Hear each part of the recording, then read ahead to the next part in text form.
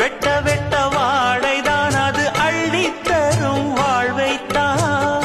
வெட்டி போட்ட மண்ணுதான் அதை கட்டி காத்தா பொண்ணுதான். நாம் வாழும் வாழ்வே அது சில காலம்தான். உறவோடு வாழ்ந்தா அது பூக்கோலம்தான்.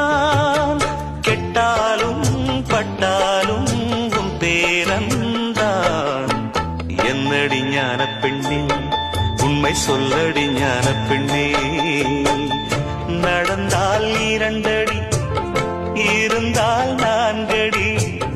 நடந்தால் 2 அடி, இருந்தால் 4 அடி.